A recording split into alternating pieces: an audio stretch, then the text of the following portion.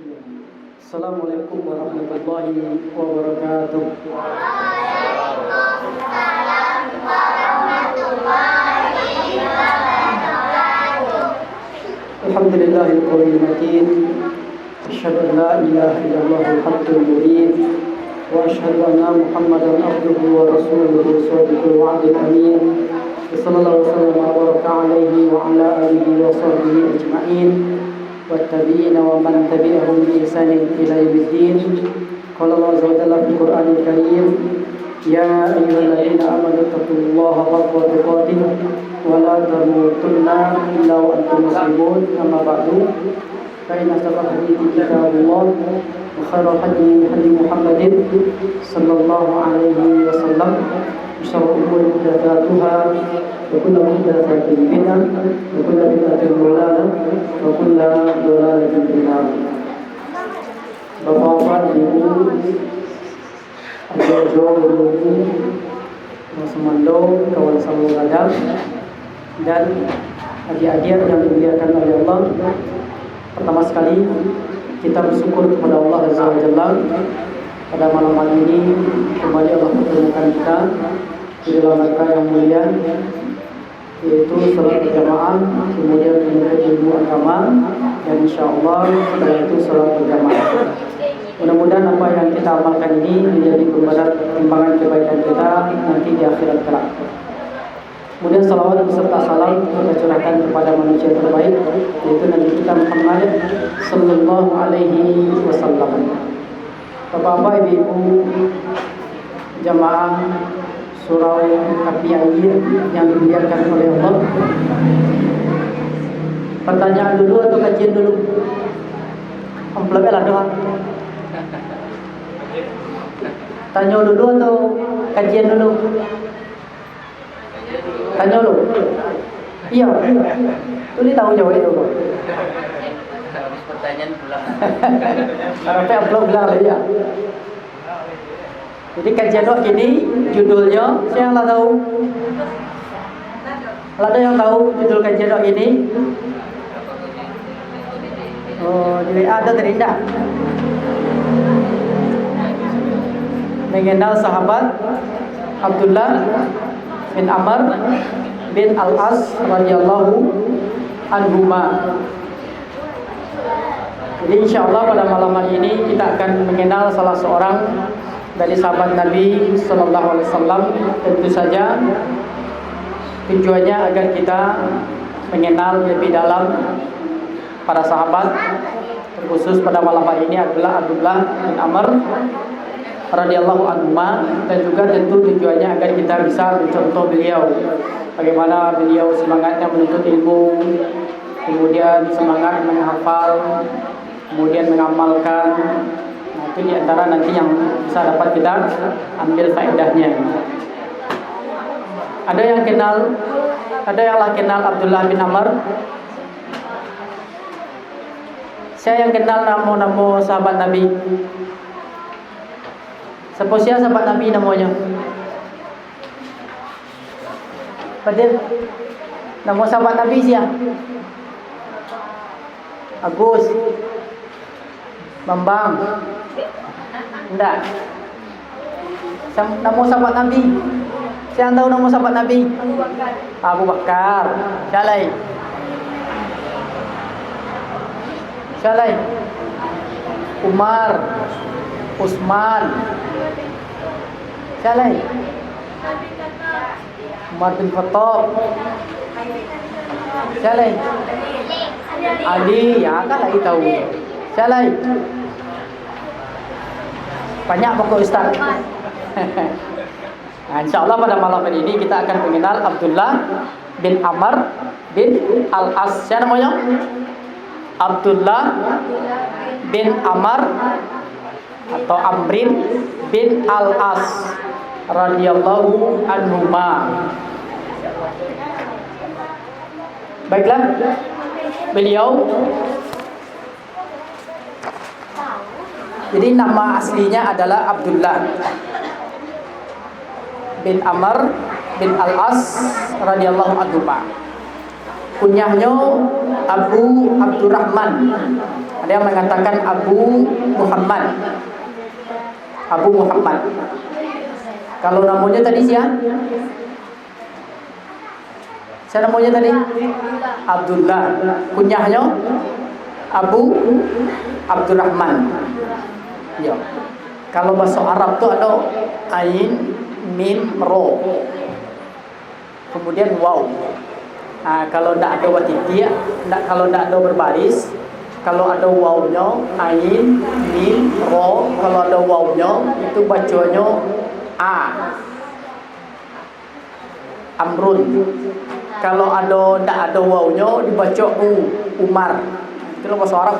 Bentuknya sambung supaya di Medan, supaya bisa di Medan, maka ditambah huruf waw. Jadi kalau ada wawnya dibaca ain, a, dibaca fathah, a. Kalau tidak ada waw dibaca Umar. Bapak ibu jemaah yang dimuliakan oleh Allah. Jadi dahulu nama Abdullah bin Amr ini adalah Al-As. Jadi dulu itu namanya bukan Abdullah, tetapi Al-As atau Asim. Asim bin Amr bin Al-As. Jadi namanya sama dengan nama kakeknya. Asim bin Amr, Asim anak Amr, Amrun anak Al-As. Jadi namanya sama dengan nama kakeknya. Jadi orang dahulu, orang-orang Arab sampai sekarang pun seperti itu. Mereka kadang beri nama anaknya sama dengan nama kakeknya. Jadi biasa di orang Arab itu biasa. Bahkan ada nama orang Arab itu namanya, nama abahnya, nama kakeknya sama. Seperti ada Yahya, nama perawi hadis itu Yahya bin Yahya bin Yahya. Jadi namanya Yahya, abahnya Yahya, engkunya Yahya. Baca beda nih. Bedanya berko gelarnya atau kunyahnya. Eko Yahya, kunyahnya Abu Abdurrahman. Eko Yahya, abahnya ko kunyahnya Abu Muhammad. Begitu. Nah, kalau awak kan Abu Dia teruna. Jangan semua juku terjawab. Kadang jadi tangga aja semua nak kuliah kan. Semua nama anak awak je nama abak kawan awak. Itu kadang pegang kawan awak kan. Nama anak semua tu jawab je. Nah, tapi kalau orang Arab biasa. Bahkan sampai sekarang pun seperti itu. Mereka memberikan nama anaknya dengan nama kakeknya. Dahulu namanya Al-As, Asim. Kemudian ketika datang pada Rasulullah SAW, disuruh ganti. Sudah ganti di Rasulullah. Sebab Asim itu artinya orang yang bermaksiat, maksiat. Maka diganti namanya menjadi Abdullah. Berarti boleh. Kalau ingin mengganti nama boleh. Seperti ini. Banyak para sahabat, sebagian sahabat yang namanya disuruh ganti oleh Rasulullah SAW karena maknanya tidak bagus, maka boleh diganti. Seperti ini namanya Asin. Asin itu orang yang berbuat maksiat, maka disuruh ganti. Maka boleh kita mengganti nama apabila maknanya tidak bagus. Adapun kebiasaan kita di negeri kita atau di masyarakat kita mengganti nama karena nama tersebut misalnya dianggap berat atau membawa musibah atau membuat anak kau sakit tarui, maka kalau itu tujuannya mengganti nama, ikut tak boleh. Ikut termasuk perbuatan kesyirikan, syirik ketek, dosa gadang. Mengganti nama dek kerana menganggap sial. Kata Nabi, at-tiyaratu sirkun. Menganggap sial terhadap sesuatu itu kesyirikan. Itu syirik kecil, tapi dosanya kadang. Jadi kalau ingin mengganti nama boleh, kalau maknanya tidak ancam. Tapi dek kerana sakit atau segala macam, itu tak boleh. Jemaah yang dimuliakan oleh Allah, Abdullah ini dia dahulu masuk Islam daripada ayahnya. Jadi dia dahulu yang masuk Islam, kemudian baru ayahnya. Siapa nama ayahnya tadi? Nama ayahnya siapa? Nama ayahnya adalah Ammar. Iya, siapa nama ayahnya tadi? Ammar. Kau ada PC ya? Mana yang belum?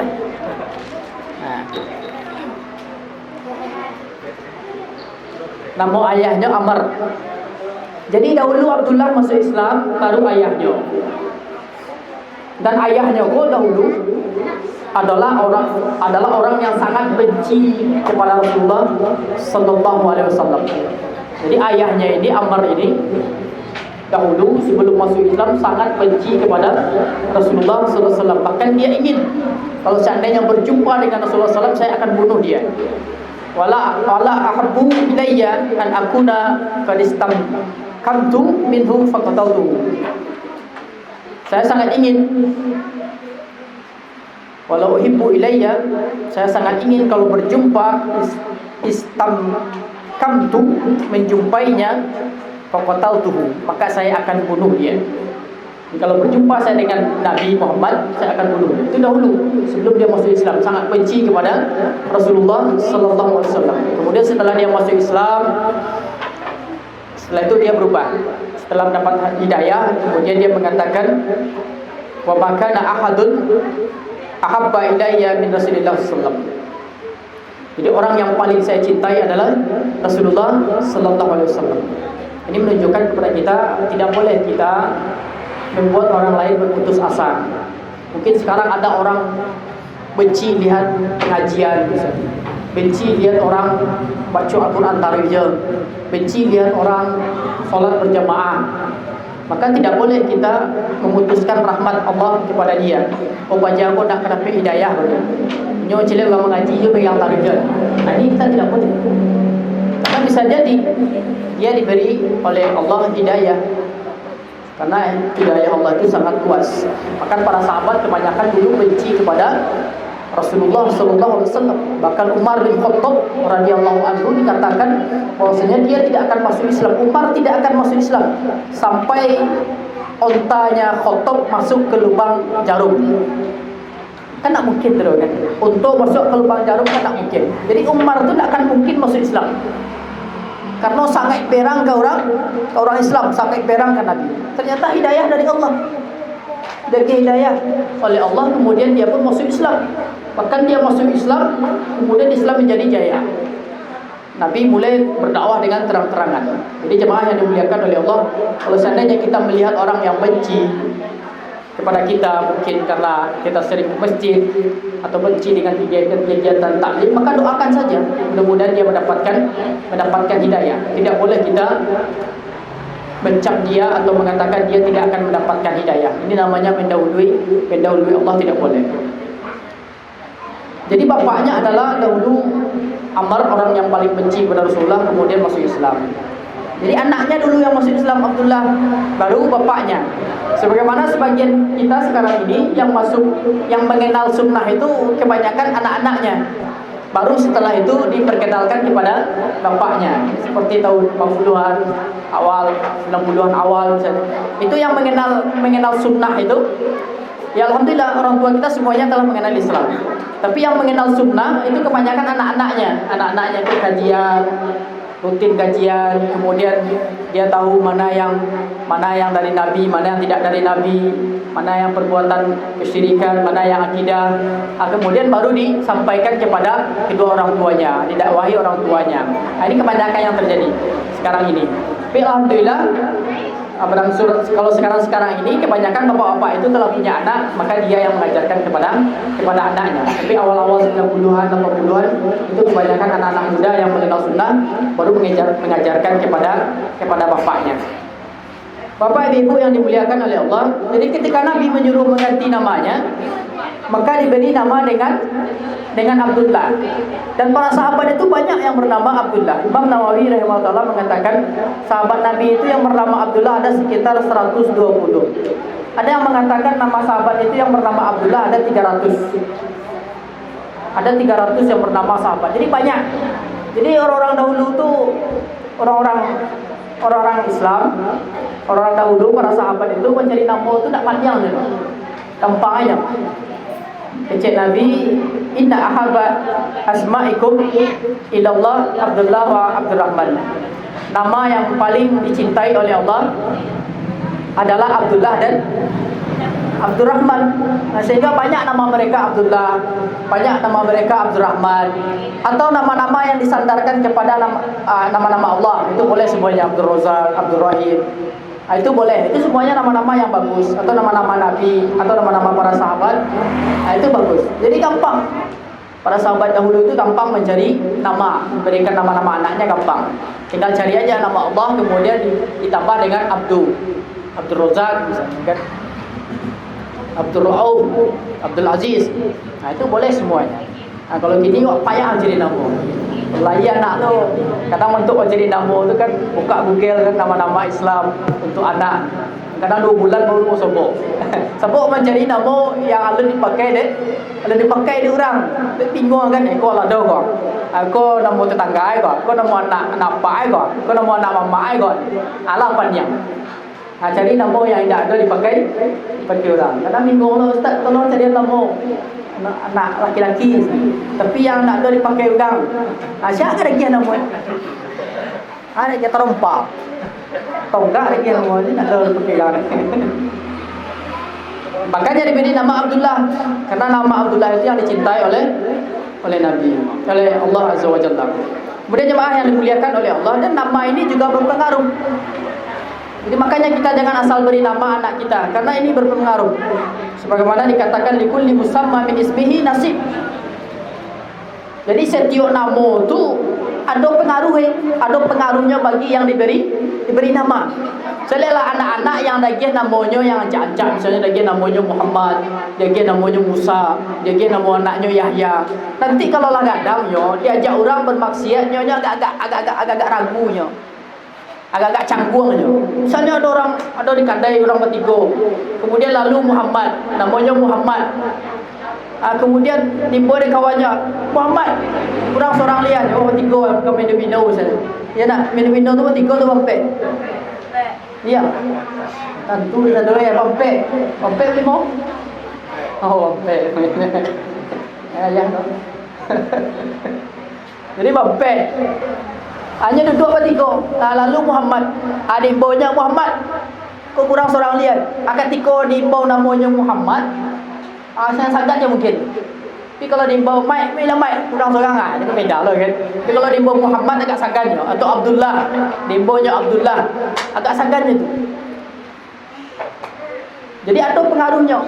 Kalau seandainya menjadi orang soleh, rajin solat, banyak hafalan Al-Quran, membantu orang lain, adabnya, akhlaknya ancak, kemudian namanya Muhammad, maka kecil orang aku cocok. Namanya Muhammad, orangnya soleh. Jadi ada pengaruhnya. Model tu lah kalau seandainya dia kira nama anaknya misalnya Mattison, atau kerajaan macam cakap je kan, maka cocok kot nama Mattison. Kerana kerajaan macam cakap panjang je. Itu berpengaruh. Kalau namanya ancak, karena ketika berbuat maksiat tu nyo ragunya. Mak ambo bagi nama ambo ancak, abang ambo bagi nama ambo ancak. Ketikanya bampu, ketikanya minum-minum alkohol, mabuk-mabuk, agak ragunya. Jadi ada pengaruhnya, bukan tak ada pengaruh nama tadi. Kemudian dikatakan juga oleh orang Arab, bin ismika a'rifu abak. Dari namamu saya tahu siapa bapakmu. Jadi kalau kita kenalan dengan orang lain, maka orang tahu siapa bapak kita. Ini pepatahnya orang Arab. Misalnya kita kenalan dengan orang, misalnya kita ada anak-anak, misalnya kita tanya, saya nama Musa. Maka kita kenal dengan namanya Musa tadi itu, kita bisa menerka-nerka bahwasanya ini bapaknya orang baik. Walaupun kalau seandainya bapaknya tidak orang baik, tetapi bapaknya menginginkan anaknya ini menjadi orang yang baik, karena diberi nama dengan Musa, diberi dengan Yahya misalnya, atau nama-nama orang soleh. Maka dengan nama itu kita tahu ini bapaknya orang baik. Kemudian begitu juga kalau seandainya ada orang kita kenalan, kita tanya nama anak-anak kecil misalnya, saya nama Ronaldo. Berarti kok abahnya pemain bola. Atau hobi menonton bola, saya nama Messi, iya. Atau saya nama Ibrahim Mofik, ada tambahan belakang kan, Ibrahim Mofik, ya. Oh berarti kok abahnya pecandu pecandu bola. Atau awak tanya siapa nama nak Amitabh Bachchan, berarti kok abaknya pecandu nonton film India. Pasti tahu awak. Jadi dengan nama tadi itu bisa mengenal bapak seseorang. Jemaah yang dimuliakan oleh Allah. Tapi kalau ada nama yang maknanya itu tak ada, itu tak perlu diganti. Misalnya nama-nama orang Indonesia, misalnya Bambang, misalnya kan, atau nama apa misalnya Andi, itu kan ada artinya, kan? Maka itu juga tidak harus diganti. Yang diganti itu kalau maknanya tidak acak, baru boleh diganti. Kemudian jemaah yang dimuliakan oleh Allah, Abdullah bin Amr, dia sangat rajin menuntut ilmu agama. Sangat rajin menuntut ilmu agama, sehingga hafalan hadisnya banyak karena dia rajin. Bahkan Abu Hurairah radhiyallahu anhu mengatakan, la a'lamu ahadan aktsar haditsan minni an Rasulillah sallallahu alaihi wasallam illa Abdullah bin Amr radhiyallahu anhu.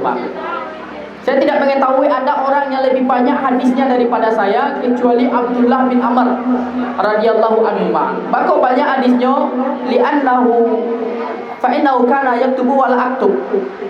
Karena Abdullah bin Amr itu dia menulis. Jadi kalau ada Nabi berceramah, maka ditulis oleh Abdullah bin Amr. Adapun saya, kata Abu Hurairah, saya tidak menulis karena Abu Hurairah itu hafalannya kuat. Jadi dia tidak menulis. Jadi Abdullah bin Amr, dia kalau mendengar hadis dari Nabi, maka dia tulis. Kalau Abu Hurairah tidak ditulis. Jadi kalau Abdullah bin Amr itu tidak sama jawab. Kalau Abu Hurairah sama jawab. Sebab Abu Hurairah tidak menulis. Tapi Abu Hurairah hafalannya kuat. Seperti Bukhari itu juga kalau ikut kajian dia tidak menulis, tapi hafalannya sangat kuat. Nanti sampai di rumah disalin lagi. Kemudian jemaah yang dimuliakan oleh Allah, kenapa dia banyak menulis? Jadi awal-awal Islam, ketika Al-Quran masih turun, itu yang menulis itu tidak semuanya. Tidak boleh semua yang menulis. Yang menulis itu hanya yang diberi izin oleh Rasulullah SAW. Karena khawatir nanti bercampur Al-Quran dengan hadis. Sehingga yang menulis itu yang diizinkan oleh Rasulullah SAW.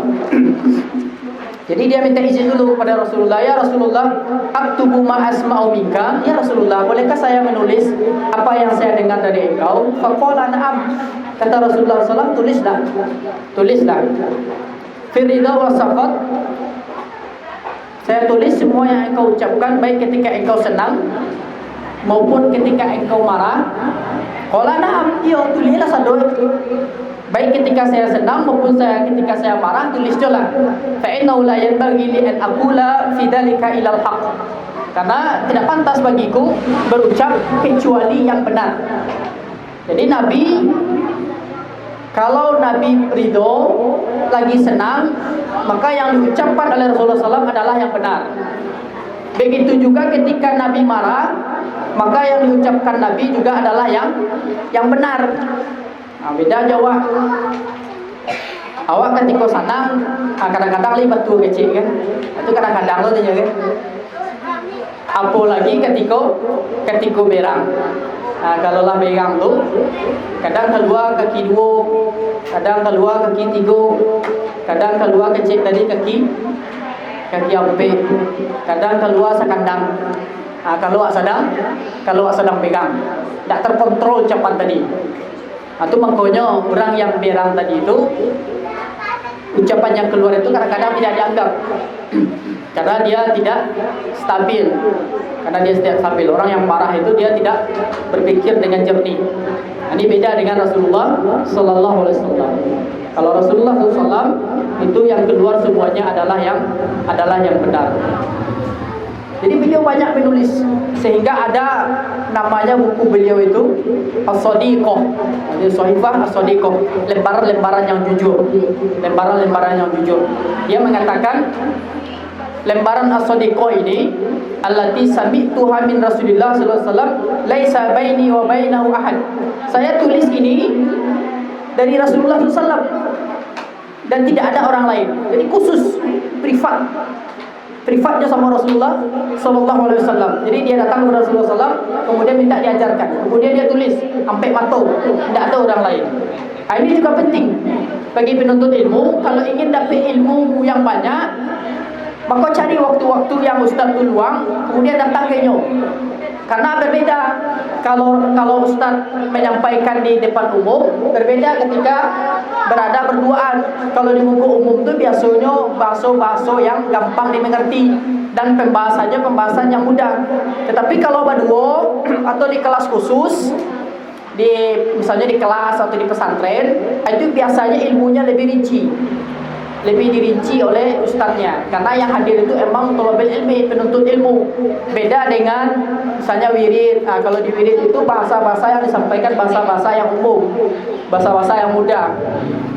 Sehingga kalau ingin lebih tafsil, lebih rinci, maka langsung datang pesantren misalnya atau ke sekolah, atau langsung datang kepada ustadznya. Seperti Abdullah bin Ammar ini langsung datang kepada Rasulullah SAW, kemudian langsung minta ilmu kepada Rasulullah SAW. Bapak ibu jemaah yang dimuliakan oleh Allah, jadi ilmu beliau sangat banyak.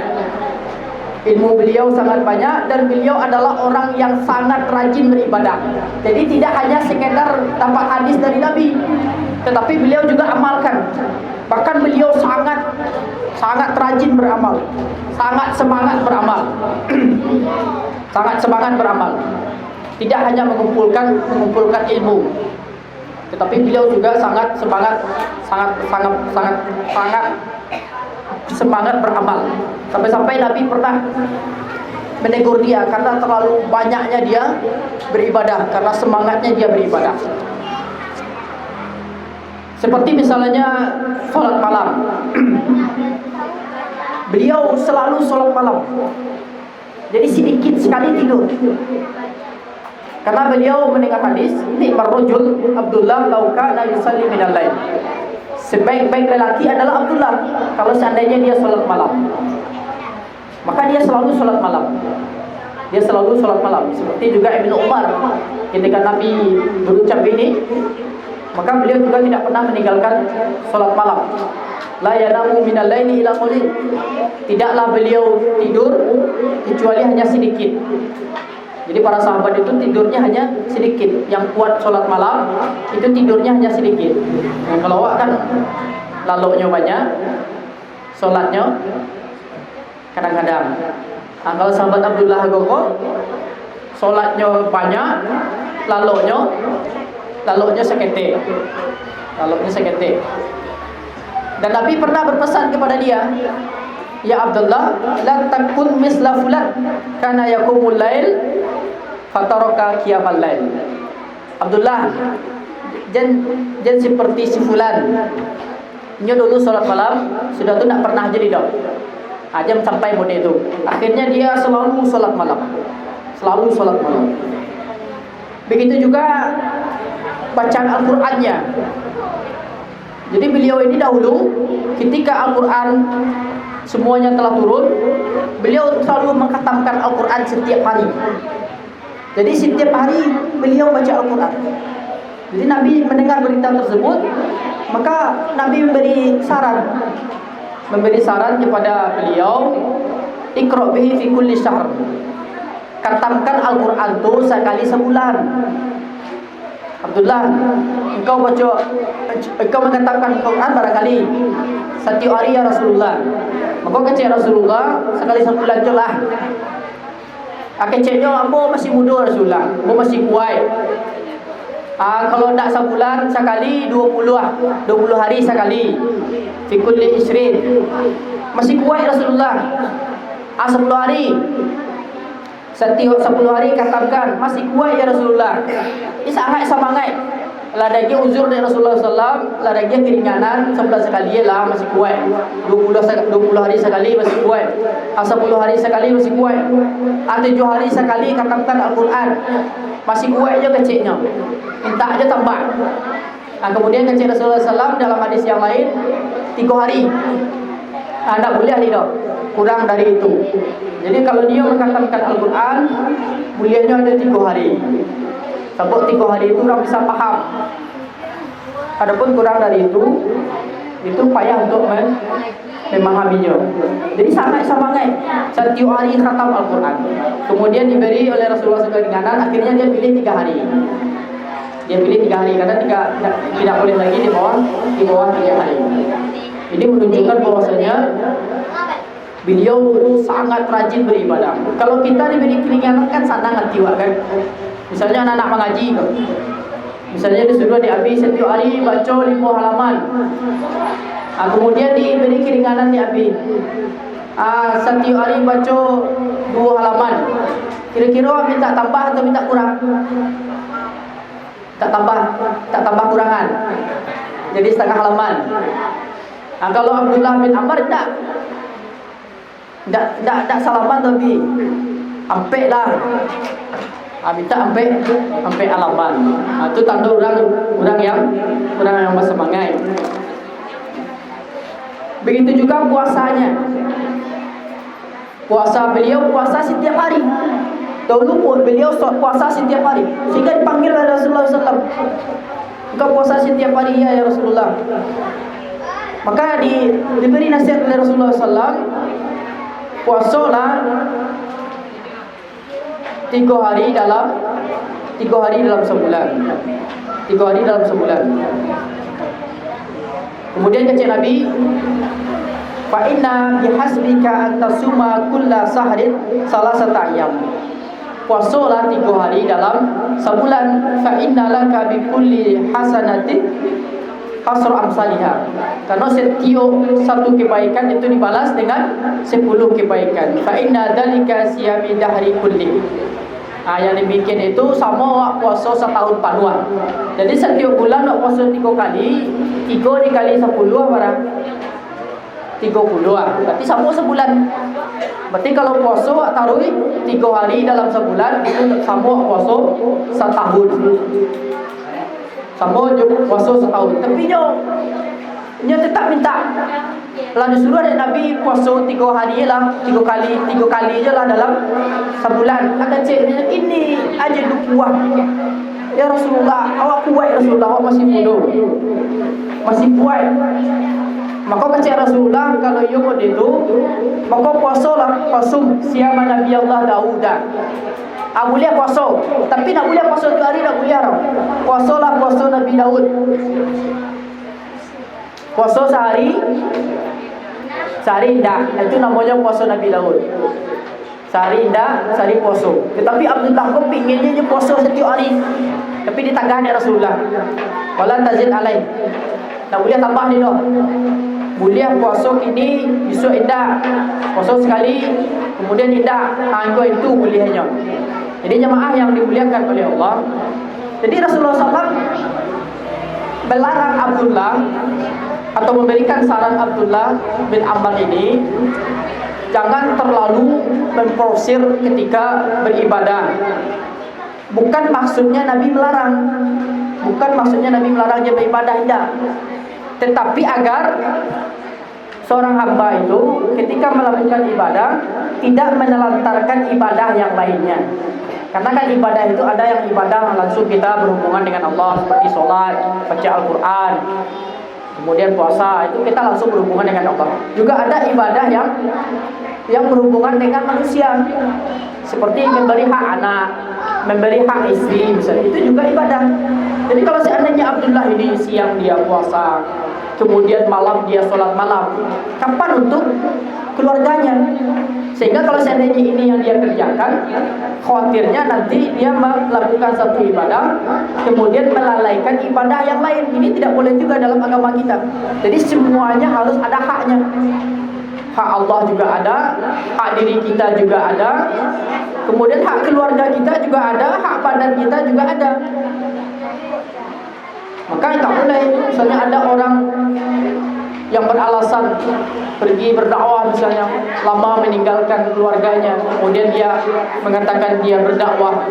Ini kalau seandainya dia telantarkan istrinya atau anaknya, ini juga tidak boleh, karena semuanya ada haknya. Jadi jemaah yang dimuliakan oleh Allah, jadi beliau adalah orang yang rajin membaca Al-Quran, rajin sholat malam, rajin berpuasa. Kemudian Rasulullah SAW memberikan rukhsah keringanan. Tujuannya agar orang itu istiqomah, sehingga akhir hidupnya ketika beliau sudah tua, baru takkan napasan Nabi. Cabut kalau lah tua nak buat ni dah. Ketika dia masih muda dia buat bisa 3 hari puasa. Ketika diberi keringanan maka dia ambil yang puasa Daud. Begitu juga membaca Al-Quran. Kalau diberi keringanan untuk sebulan khatam dia ingin lebih. Akhirnya di waktu dia tua agak payah jadinya. Kecilnya ya laitani qabiltu rukhsatan Nabi sallallahu alaihi wasallam. Aduhai seandainya saya mengambil keringanan Nabi sallallahu alaihi wasallam. Sebab dulu Nabi lah bagi keringanan, tapi dia pinginnya menambah-nambah. Kemudian ketika lah tua agak barik. Jadi tujuannya Nabi bagi keringanan tadi agar seorang hamba tadi bisa selalu istiqomah. Tak putih-putih tau, tak kini je buat tau, besok tidak jadi tau. Itu bukan ibadah yang dicintai oleh Allah. Tapi ibadah yang dicintai oleh Allah itu adalah ibadah yang terus menerus, walaupun sedikit. Walaupun sedikit tapi terus menerus, itu yang dicintai oleh Allah Azza wa Jalla. Kemudian jemaah yang dimuliakan oleh Allah, Abdullah ini adalah orang yang kaya. Abdullah adalah orang yang kaya. Jadi jangan sampai misalnya ada orang yang mengecek, "Pak aku yang puasa setiap hari." Sebab yang bangsa ini nak ada nak dimakan itu puasanya setiap hari. Akhirnya Abdullah itu adalah orang yang kaya. Orang yang kaya dan dermawan. Disebutkan bahwasanya kekayaan beliau itu didapatkan sebagiannya dari warisan bapaknya. Jadi jemaah yang dimuliakan oleh Allah, para sahabat itu banyak juga yang kaya. Jadi Islam tidak melarang orang kaya. Banyak sahabat yang kaya. Abdurrahman bin Auf, Utsman bin Affan, itu banyak. Abu Bakar radhiyallahu anhu. Itu semuanya orang-orang kaya. Tetapi kekayaan mereka tidak menghalangi dari beribadah, tidak menghalangi berbuat kebaikan. Pernah satu hari ada orang ingin tahu tentang kebaikan Abdullah bin Amr ini. Maka dia datang ke rumahnya. Setelah sampai ke rumahnya maka dia lihat ternyata di depan rumahnya ada 300 onta.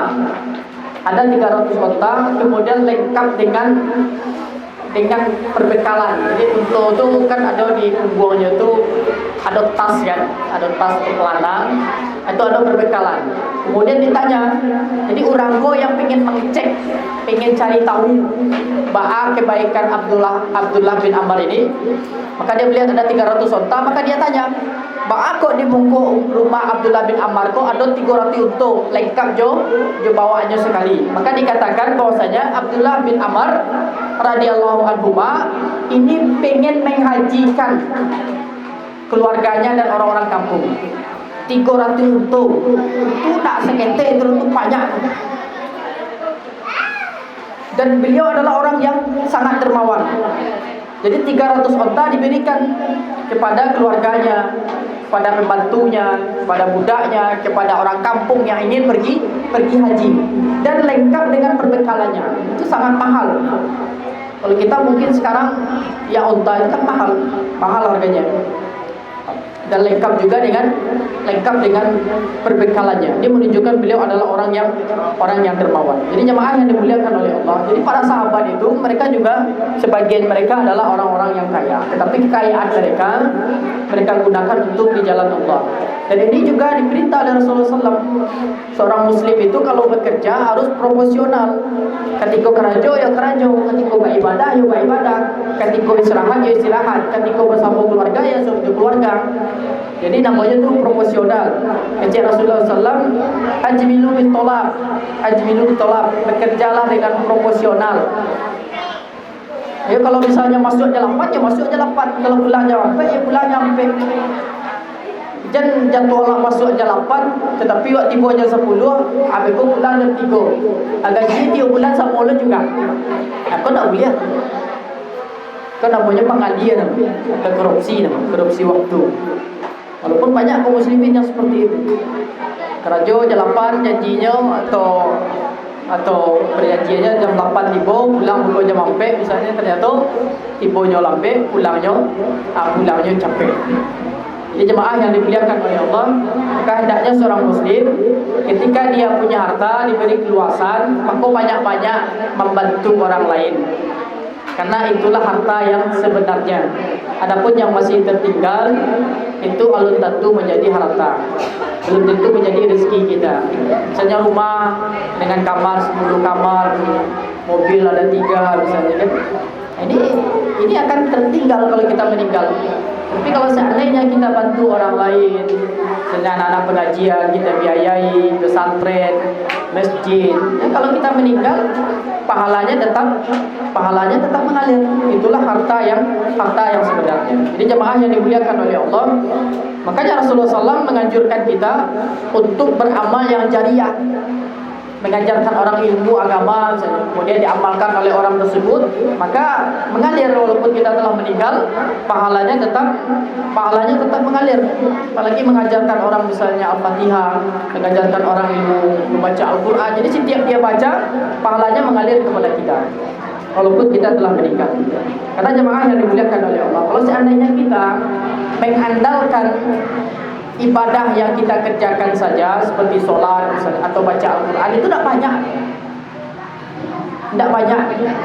Kadang kita sholat, kemudian sholat wajib, kemudian sholat sunat. Itu pun kadang-kadang ketika sholat banyak dunia yang terkadang pada akhirat. Jadi tidak banyak yang kita andalkan dari ibadah kita. Tetapi kalau seandainya kita bantu orang lain dengan harta kita, atau kita tunjukkan orang kebaikan, maka itu insya Allah kadang taruh mengalir. Kalau meninggal, mengalir seperti musola ini, kita ikut menyumbang misalnya. Selama dipakai untuk sholat, maka pahalanya terus mengalir. Jadi jemaah yang dimuliakan oleh Allah, kan kalau kita ada punya harta, maka lihat, kita pikirkan, karena orang yang cerdas itu adalah yang hartanya ini menjadi bermanfaat bagi dia di akhirat. Kalau ada orang butuh bantuan harta, maka kita bantu. Apalagi misalnya anak-anak tahfidz misalnya kan, kita biayai mereka, kalau dia hafal Al-Quran atau dia terus belajar Al-Quran, nanti dia ajarkan kepada orang lain, jadi pahalanya terus mengalir kepada kita. Jadi jemaah yang dimuliakan oleh Allah, ketika kita membantu orang lain, itu yang butuh itu adalah kita. Walaupun secara zahirnya orang itu butuh, tetapi sebenarnya kita yang butuh kepada orang tersebut. Karena dengan kita memberi dia, membantu dia, maka kita dapat pahala. Sedangkan kita butuh dengan pahala. Jadi ketika kita bantu orang lain, sebenarnya orang itulah yang membantu kita. Sehingga materi yang kita keluarkan itu kita merasa sedikit. Tapi kalau seandainya kita merasa membantu orang banyak, itu seolah harta yang kita keluarkan itu besar. Tapi kalau seandainya dalam pikiran kita itu adalah bahwasanya kita bantu orang lain, ini tujuannya agar kita yang terbantu, itu harta tadi terasa sedikit. Jadi jemaah yang dimuliakan oleh Allah, inilah sekilas tentang sahabat Abdullah bin Amr bin Al-As. Mudah-mudahan bisa kita ambil manfaat, memotivasi kita bagaimana beliau sangat rajin beribadah, sangat rajin menuntut ilmu agama. Sebelum ditutup, ada pertanyaan?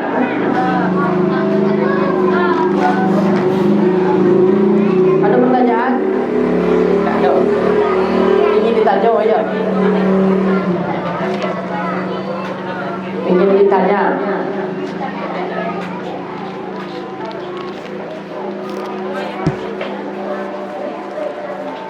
Pertanyaannya, Ibu Lina, bapak lah cik tadi. Kapan boleh mengganti nama dan kapan dilarang? Ibu. Kapan boleh belakang? Pertama artinya ini yang dilarang. Kalau yang boleh diganti, kalau yang tidak boleh? Karena sakit. Nah, kalau karena sakit maka tidak boleh diganti. Tapi kalau karena maknanya jelek itu namanya menemat. Misalnya namanya Bin. ini kalau iya benar. Kalau Din boleh ya? Seperti asin tadi nak. Jazakallah. Bin tak menunjuk juga. Mudah pak-pak ni, pak-pak.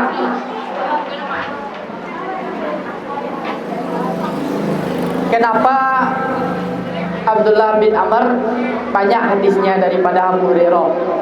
Pak-pak.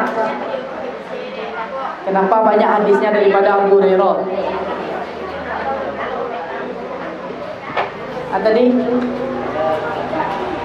Fa innahu kana banyak menulis. Lim nulis apa tadi? Oh nak nulis. Berarti sama je Abu Hurairah lah. Barakallahu fiik.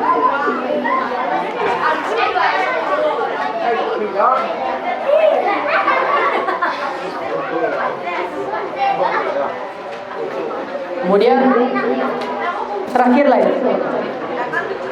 Yang terakhir siapa Nio terakhir? Siapa Nio? Awak. Awak nak Nio orang? Siapa Nio? Awak Nio? Iya. Sebutkan rukun iman.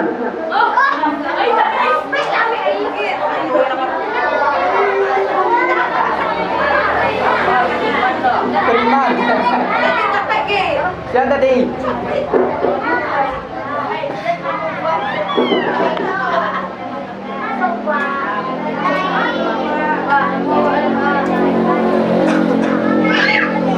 Berapa orang? 8 tadi tak? 6. Nah jadi Ibu Aisyah lah. Nah Ustazah Aisyah tadi dah. Barakallahu fikum. Mudah-mudahan yang sedikit ini bermanfaat. Yang benar itu tentangnya dari Allah, yang salah itu dari saya sebelum Allah. Assalamualaikum warahmatullahi wabarakatuh.